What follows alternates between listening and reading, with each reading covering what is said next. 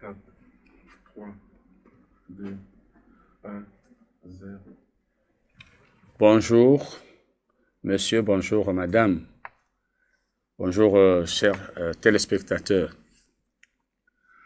Nous parlons toujours de la conduite par le Saint-Esprit, plus précisément du rôle du Saint-Esprit dans la vie du croyant. Nous sommes en train de parler de la conduite. Le Saint-Esprit nous conduit, mais il faut que nous lui permettions de nous conduire. Parce que pour que nous jouissions de la plénitude des bénédictions que Dieu nous a réservées, il faut que nous soyons conduits par le Saint-Esprit. Parce que Dieu a un plan pour chacun de nous. Je vous parlais de mon histoire et je vais y revenir tout à l'heure. Le plan de Dieu était que je fusse en Allemagne. C'est pourquoi, étant là-bas, il a fait certaines choses pour moi. Après, dans son plan, il fallait que je vinsse au Cameroun, que je retournasse au Cameroun. Et j'y suis retourné. Toi, le plan de Dieu pour toi peut être autre chose. Et c'est quand tu suis le plan de Dieu que tu trouves ce qu'il a prévu pour toi dans son plan. Je vous donne un exemple. Vous êtes dans une ville. Vous voulez aller à une autre ville. Vous passez par une route. C'est ainsi qu'est la vie de l'homme. Dieu prévoit que pendant votre vie, lorsque vous passerez ici, vous rencontrerez telle chose, vous recevrez telle chose.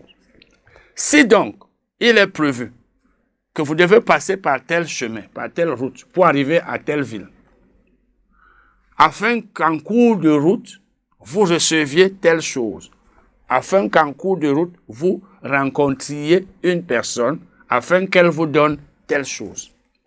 Si, au lieu de passer par ce chemin, vous passez par un autre, vous ne recevrez pas les choses qui étaient prévues pour vous si vous passiez par tel autre chemin. Parce que la personne qui vous attendait, là-bas, vous n'allez pas la rencontrer en passant par un autre chemin et vous allez rater. Et c'est ce qui nous arrive souvent.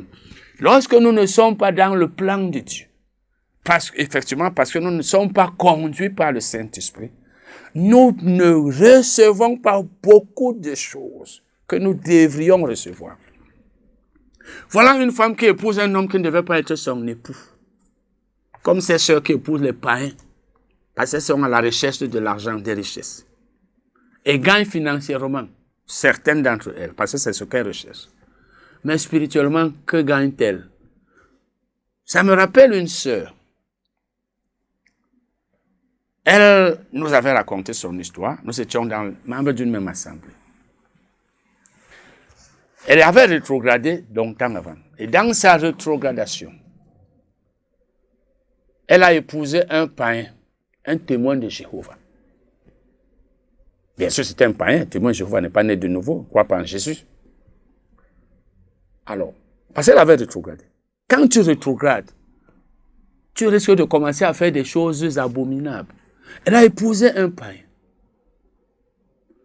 Et elle était dans une villa, ils avaient tout, ils avaient beaucoup de choses. Son mari travaillait dans une grande entreprise.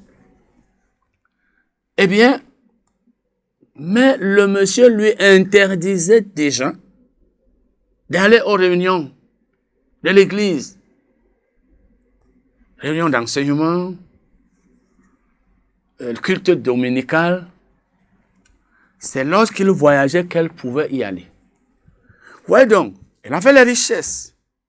Elle avait beaucoup de biens matériels dans une grande villa. Mais elle était mariée à quelqu'un qui l'empêchait d'être bénie spirituellement. Maintenant, vous allez me dire qu'elle avait l'argent. À quoi sert l'argent si on ne sait pas Dieu? À quoi sert l'argent si on n'est pas enseigné? À quoi sert l'argent si on ne mène pas la vie chrétienne telle qu'on doit la mener? À quoi sert l'argent si on ne peut pas aller à une assemblée et surtout à l'assemblée dont on est membre? Si on ne peut plus être avec les frères? Si on ne peut pas aller recevoir de bons enseignements? Mais on a de l'argent. Ça, c'est pas la vie du chrétien. Et c'est parce qu'elle n'était plus dans le plan de Dieu. Donc, tu peux ne pas être dans le plan de Dieu concernant ton mariage, concernant ton emploi, concernant l'assemblée. Voilà un chrétien qui devient membre d'une assemblée où Dieu ne l'a pas envoyé. Le Saint-Esprit ne lui a pas parlé. Il a choisi d'être membre de telle assemblée parce qu'elle est proche de sa maison, parce qu'on l'a invité là-bas, parce qu'on lui a promis un poste, parce que c'est luxueux, c'est beau, il y a beaucoup de... C'est très beau. C'est comme ça que certains chrétiens choisissent les membres, choisissent les assemblées dont ils deviennent membres. Dieu ne les a pas envoyés là-bas. Voilà un autre qui va dans une assemblée où on ne dit rien de bon, parce qu'il y en a comme ça. Celui qui prêche lui-même ne comprend même rien de la Bible. Il cherche son argent. Ce chrétien n'est pas dans le plan de Dieu. N'est pas en train de suivre le plan de Dieu. Or, Dieu a une assemblée où il veut que ce chrétien soit. C'est là où il va recevoir telle chose. C'est là où il sera béni. C'est là où il sera bien enseigné. C'est là où il pourrait trouver un emploi, parce que peut-être que quelqu'un là qui va lui donner un emploi, si c'est une personne célibataire, Dieu a prévu une personne là qui va l'épouser. Mais lui, le chrétien, ou elle, la chrétienne, n'est pas là où elle doit être, ou là où il doit être. Comment la personne que tu es censé rencontrer va-t-elle t'épouser si tu ne la rencontres pas? Et tu ne la rencontres pas, pourquoi? Parce que tu es allé ailleurs que là où tu devais la rencontrer. Tu n'es pas dans le plan de Dieu et tu rates. Et au jour du jugement, tu te rendras compte où le Seigneur te dira, j'avais un plan pour toi. Tu n'as pas suivi mon plan parce que tu n'as pas écouté ma voix. Or, si tu écoutais la voix de Dieu, tu eusses été là où il fallait que tu fusses. Mais tu n'y as pas été parce que tu as mis le Saint-Esprit de côté. Tu n'as pas compris que tu devais l'écouter. Je vous parlais lors du dernier enseignement, lors de la dernière émission, du fait que ce qui m'a aidé lorsque j'étais en Allemagne, de 2003 à 2005, l'une des choses qui m'ont aidé, c'est que chaque fois que je priais et que je me rappelais, je disais à Dieu, fais-moi savoir, Père, pendant combien de temps je dois rester ici dans cette localité et dans ce pays. Ça voulait dire ceci. Dieu, si tu veux qu'après un certain temps, je parte de cette ville, de cette localité, pour aller ailleurs, fais-le-moi savoir, je vais t'obéir. Et si tu veux même que je quitte ce pays après un certain temps, afin que j'aille ailleurs, dans un autre pays, je vais faire ta volonté. C'est l'une des choses qui m'ont aidé parce que je priais comme ça. Si tu veux que le Saint-Esprit te conduise, n'aie pas tes propres plans. La Bible nous dit dans Jérémie 29, 11. C'est ça, oui. Je connais les plans que j'ai formés sur vous. Les plans, les projets.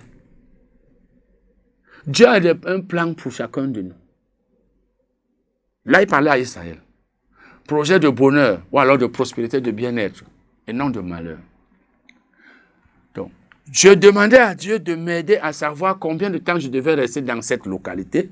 Là, j'étais là-bas avant à Esshausen. Et Dieu m'a permis de savoir que je devais aller à Francfort. Je suis allé là-bas la 2e année. Et comme je priais toujours comme ça, étant à Francfort, à peine avais-je commencé la 2e année académique, parce que je suis venu dans mon pays en août 2004. Je suis rentré en septembre. J'ai habité chez quelqu'un pendant environ 1 mois. Dès que je suis entré en novembre et que j'ai commencé à jeûner, le Saint-Esprit m'a parlé. Tu vas rentrer au Cameroun. Tu as le don d'enseigner et de chanter. Et si je me mettais à vous raconter mon histoire, le don d'enseigner, je l'avais même lorsque je n'étais pas croyant. Mais ce n'est pas parce que tu as le don d'enseigner, peut-être tu enseignes le français, autre, que tu dois enseigner la Bible absolument. Mais j'avais tout ce don, donc je suis né avec. J'ai le don d'expliquer. Le Seigneur me dit donc, le Saint-Esprit, nous sommes en début novembre 2004. Tu as le don d'enseigner et le don de chanter. C'est de ces 2 dons que tu vivras et que tu aideras les pauvres. Parce qu'effectivement, il faut que j'ai beaucoup d'argent. C'est Dieu qui va donner. Hein. C'est les gens qui vont acheter mes chansons. Et les gens vont acheter mes livres et soutenir mon ministère financièrement et me soutenir. Mon argent me permettra donc d'aider les pauvres. Et c'est ce que je fais. Et c'est ce que je faisais même déjà étant là-bas. Parce que c'est un autre ministère que j'ai reçu de Dieu qu'il faut aider les gens. Dieu me dit donc, tu vas rentrer au Cameroun. Mais ce que je suis en train de vous dire, c'est parce que j'avais certaines prières que je faisais. Je n'avais pas mis dans ma tête comme certains. Je suis arrivé en Allemagne, je suis au ciel. Je n'irai plus jamais au Cameroun. Mais je disais cela avant de quitter le Cameroun. Je disais, je quitte ce pays. Lorsque je quitte ce pays, je n'y reviens que pour chercher mon épouse et mes enfants. Mais j'arrive en Allemagne, Dieu me fait savoir maintenant que je dois rentrer dans ce pays. C'est là, 1 an après. Parce que Dieu a aussi un plan. Chacun de nous, je l'ai déjà dit. Mais il nous le révèle progressivement, étape par étape. Dieu ne va pas te donner tout le plan qu'il a pour ta vie. Il faut que tu lui obéisses d'abord. Lorsque tu lui obéis, tu vas à une certaine étape. C'est là où il te dit, maintenant, va là-bas. Quand tu lui obéis à une certaine étape, il te fait passer à une autre. Quand il te dit, va là-bas, obéis d'abord. Lorsque tu y vas, il va te dire, maintenant que tu es ici, va là-bas. Donc, il faut que tu obéisses d'abord au commencement pour que tu puisses progresser avec Dieu. Dès que tu désobéis à Dieu, comme certains d'entre nous désobéissons, il te dit, fais ce que tu ne fais pas. Il te laisse suivre ta voie de l'égarement. Souvent même, il ne te parle plus, il ne te dit plus rien. Tu commences à être comme un wagon qui n'est plus conduit par la locomotive. Donc, la locomotive s'est détachée du wagon et il va comme ça, après, il va même aller faire tonneau. Donc, c'est parce que je priais. Et maintenant, quand Dieu me dit, tu vas rentrer au Cameroun, il fallait que j'aille d'abord en Allemagne, mais Dieu avait un plan pour moi. C'est parce que c'est étant là-bas, surtout pendant la 2e année, qu'il me parle de mon appel, et que je reste pendant toute une année académique, environ 6 mois, parce que de temps en temps, je voyageais avec un ami allemand, mais je reste donc dans ma chambre de novembre 2004 à juin 2005. Je suis dans ma chambre. Je lis la Bible du matin au soir. J'allais au cours du soir, c'était 3 heures par jour et 2 jours par semaine, donc 6 heures par semaine. Ce cours du soir était dans le même immeuble. J'allais là, je rentrais. Tout le reste du temps, pendant 6 mois et demi environ, je lisais la Bible du matin au soir. Je méditais, surtout la lecture. Je priais. Je chantais. Et c'est là où j'ai même composé plusieurs de mes chansons. D'autres, en fait, certaines, pas plusieurs. Plusieurs, mais il y avait déjà beaucoup avant et il y a eu beaucoup d'autres après. Alors, je mangeais et je dormais. C'est ce que j'ai fait pendant environ 6 mois et demi. Je jeûnais aussi. Il y avait des fois, je jeûnais même 3-4 jours. Je ne sortais pas. Je ne voulais pas voir la face des gens quand je jeûnais. Je restais là. Et je ne sortais que pour aller au supermarché. Puis je rentrais. Pendant 6 mois et demi. Donc j'ai fait, je peux dire, une retraite de 6 mois et demi. Et c'est là où le Saint-Esprit m'a parlé. Chaque fois que je lisais, chaque fois que je méditais, chaque fois que j'étais là, je lisais les livres, la Bible, Dieu m'a parlé. Il m'a dit des choses à venir. Il m'a dit que j'allais beaucoup souffrir pour son œuvre. Beaucoup souffrir. Il m'a dit, tu vas beaucoup souffrir pour mon ministère. Tu seras beaucoup rejeté. En commençant par les gens qui prêchent. Je serai avec toi. Je m'en souviens jusqu'aujourd'hui. Nous sommes en juin 2026. Juin 2026. Donc, 21 ans après, je m'en souviens.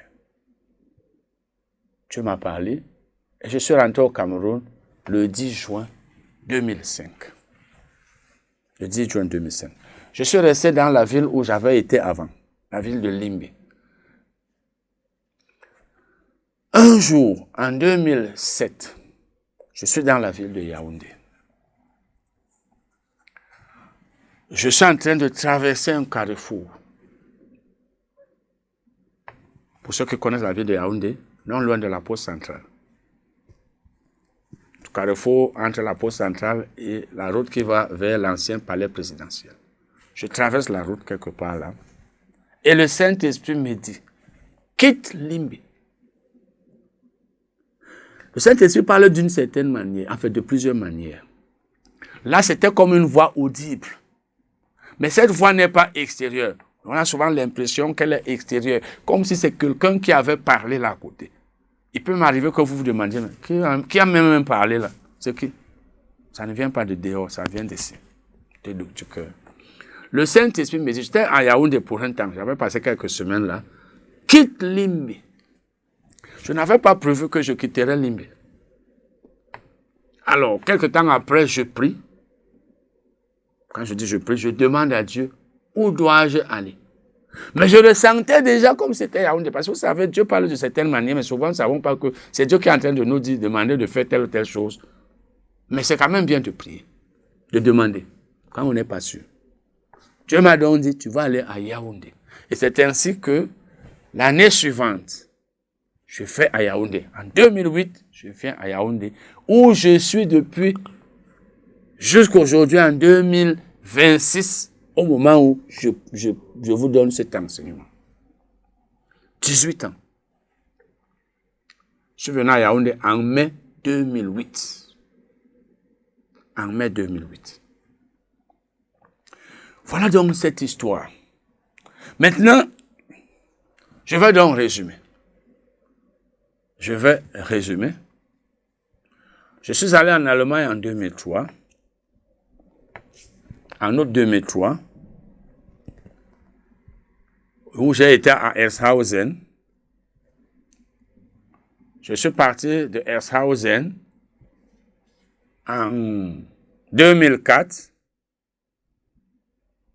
septembre. En août même d'abord. En août, je suis venu en vacances. Après, je suis rentré en septembre. Je suis donc allé là-bas. En septembre, à Francfort. Et le 10 juin 2005, je suis rentré au Cameroun. En mai 2008, je suis allé à Yaoundé. Donc, je suis venu à Yaoundé. Maintenant, je vais vous parler de quelque chose. Lorsque je quitte l'Allemagne, je cause avec un Allemand qui m'avait même mis en contact avec les milieux chrétiens allemands, avant que j'allasse là-bas en Allemagne. Alors, c'est un missionnaire. Je lui dis, je rentre demain au Cameroun. Comme il travaille en collaboration avec le plein évangile. Il cherche à me convaincre, il me dit, il faut que tu ailles travailler avec le plein évangile. Je lui dis non. Et je voudrais donc que vous sachiez que nous devons éviter d'être conduits par les hommes. C'est comme aujourd'hui, il y a un enseignement selon lequel, quand tu es chrétien, il faut absolument que tu aies un mentor. Un homme qui te suit. Mais comment vas-tu grandir si tu es toujours dépendant d'un homme qui te suit? Il faut avoir un homme de Dieu qui te suit, qui te conseille. Le mot grec traduit par consolateur dans le Nouveau Testament, paraklétos, a plusieurs sens, parmi lesquels conseiller. Le Saint-Esprit est notre conseiller. C'est le meilleur conseiller. Il n'est pas question qu'un chrétien reste là, il ne grandit pas. Il faut qu'il ait un homme de Dieu qui le suit, qui lui dit, bon, il faut faire ceci, il faut pas. Le chrétien a besoin d'une assemblée. Il a besoin d'enseignement. Il doit être enseigné par des gens. Quand il est enseigné, lui-même doit dépendre du Saint-Esprit. C'est ça la maturité. Ce pasteur qui veut que tu sois dépendant de lui, c'est lui qui te dit non, ne te marie pas, marie-toi, fais ceci, travaille là-bas. Il est qui? Lui-même qui est son conseiller, qui est son mentor. Personne n'est censé être le guide de l'autre. La Bible dit dans Romains 8, verset 14, car tous ceux qui sont conduits par le Saint-Esprit sont fils de Dieu. Donc, les fils de Dieu doivent être conduits par le Saint-Esprit. Alors, ce missionnaire cherche à me dire non, il faut travailler avec le plein évangile. Je lui dis non. Je ne pouvais pas. Pourquoi? Parce que j'avais la conviction que je devais travailler comme enseignant indépendant. Je n'avais pas l'appel pastoral et je ne l'ai pas. Je ne peux pas me mettre à diriger une assemblée parce qu'on va me donner un salaire mensuel ou parce que je veux absolument travailler pour telle dénomination puisque j'ai été membre ou même je suis membre de cette dénomination ou parce que j'y ai été avant de voyager. Je ne suis prisonnier de personne. Quand tu es chrétien, tu dois dépendre du Saint-Esprit. Tu ne dois pas être dans la religion qui consiste à dire, comme tu es avec nous, il faut que tu travailles avec nous. Aujourd'hui, c'est ce que les gens font. Comme tu es dans une assemblée, tu fais sa volonté, non la volonté de Dieu. Je suis donc rentré. Au moment où je rentrais, dans le même temps, notre pasteur, un nouveau pasteur, commençait à diriger l'assemblée. Quelque temps après mon arrivée. On l'a affecté. Lorsqu'il est venu, il a été informé que je venais de l'Allemagne et que j'étais dans le ministère. Il m'a demandé qu'est-ce que moi je pouvais faire. Je lui ai dit, moi j'étais enseignant. Il m'a utilisé un certain nombre de fois, il m'a permis d'enseigner. Et les gens étaient très contents. Les gens étaient contents. Maintenant, quelque temps après, il me dit un jour, j'étais en train de penser que, ça c'était sa pensée. Il m'a pas dit Dieu m'a dit. Et même s'il me disait Dieu m'a dit, j'aurais dit, il faut que Dieu me dise aussi. Mais il me dit, j'étais en train de penser que, parce que je suis rentré en juin 2005 et j'ai quitté Limbe en mai 2008. Mais lorsqu'il me proposait cela, c'était, je crois, un an après, donc ça devait être en 2006. J'étais en train de penser que tu peux aller à l'école biblique. Tu fais même 3 mois là-bas parce que tu es limité. L'école biblique dont il parlait là était celle qui forme ceux qui deviennent pasteurs du plein évangile. C'est 2 ans. Il m'a dit, tu peux me faire 3 mois. 3 mois pourquoi? Parce que j'étais déjà dans le ministère. Donc, je n'avais besoin que d'un petit lavage de cerveau. Parce que quand tu parles là-bas, on essaie de te laver le cerveau. Ou alors on te dit un certain nombre de choses pour que tu sois fidèle à l'église, à l'assemblée. Je connais un frère qui était allé dans cette école biblique. Après environ 3 mois, il était revenu en congé. Et c'est lui qui remplaçait le pasteur à son bureau. Moi, j'étais dans le ministère depuis, avant lui. Mais on n'accordait aucune importance à Titi Jean-Claude parce qu'il n'était pas allé à l'école biblique. Ce frère, sa première prédication était celle-ci. Ou alors son enseignement, il appelait ça enseignement. La fidélité à l'assemblée. Est-ce qu'on doit être fidèle à l'assemblée ou au Seigneur? Donc, ce pasteur aurait voulu que j'allasse là-bas. Certainement, on m'aurait un peu dit que, bon, comme tu vas travailler pour le plein évangile, il faut faire ceci, il faut faire cela, etc., etc. Je n'ai donc pas voulu. Je lui ai dit, je ne suis pas appelé à être pasteur. Je suis enseignant. Il m'a dit, même là-bas, on reconnaît les enseignants. Or, si j'allais là-bas, à la sortie, on aurait reconnu que j'étais enseignant, mais uniquement le titre. Le titre, ce n'est pas la fonction. Tu as le titre d'enseignant, mais tu travailles comme pasteur, tu diriges une assemblée, tu organises les réunions. Ça, c'est pas mon travail. J'aurais travaillé comme pasteur, mais on aurait dit je suis enseignant. Je n'ai pas l'appel pastoral. Donc, j'ai désobéi au pasteur. Si je lui obéissais, ça aurait été de la désobéissance vis-à-vis du Saint-Esprit, vis-à-vis de Dieu. Vis-à-vis de Dieu. Vous voyez donc que je ne pouvais pas être conduit par mon pasteur. Il a trouvé ça comme un affront. On lui a demandé un jour à une réunion des dirigeants, pourquoi n'utilisons-nous pas le frère Titi à l'église? Parce qu'il ne m'utilisait plus, il ne me permettait plus d'enseigner. Il a dit, je lui ai demandé d'aller à l'école biblique, il a refusé. Il ne fait que monter, descendre. Donc, il aurait voulu que je lui obéisse. Et en lui obéissant, juste désobéir à Dieu, juste désobéir au Saint-Esprit, je n'ai pas voulu. J'ai voulu être conduit par le Saint-Esprit et ma prière que Dieu m'aide à être toujours conduit par son esprit. C'est ce que je prie. Aide-moi à connaître le plan que tu as pour moi et pour mon ministère. Parce que pour que tu aies ce plan et que tu le suives, le plan que Dieu a pour toi, il faut que tu sois conduit par le Saint-Esprit.